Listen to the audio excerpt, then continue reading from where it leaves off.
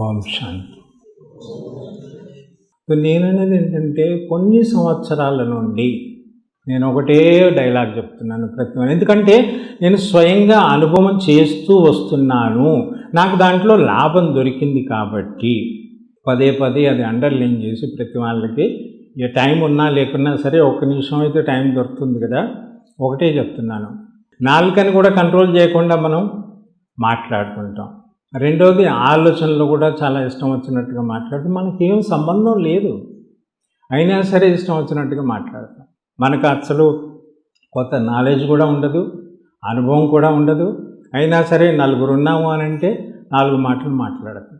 మనం ఏ స్థానంలో ఉన్నా సరే, లౌకికంలో పెద్ద బిజినెస్ అయినా సరే, పెద్ద పొజిషన్ అయినా సరే, ఎవరైనా సరే, చిన్నప్పటి నుండి ఒకటి నేను తిట్టు తిన్నాను.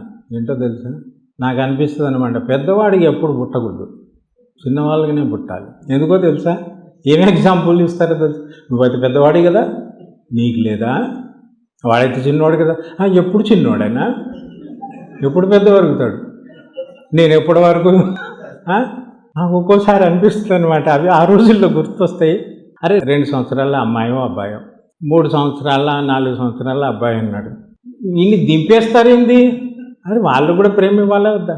సరే అది వదిలిపెట్టండి. అంటే నేను ఇది ఎందుకు చెప్పానో దానికి కారణం ఉంది.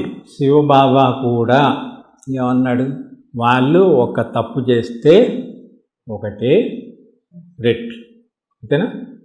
ఎవరు మనం చేస్తే 100 రెట్లు. అలాగే నేను అనుకోవట్లేదు. పెద్ద రెస్పాన్స్. ఇప్పుడు ఇంట్లో పెద్దవాళ్ళు అయితే పెద్దవాళ్ళు ఎప్పుడు అలాగ అనుకోరు, మేము పెద్దవాళ్ళం ఎందుకు అయ్యామని చెప్పి అనుకోరు.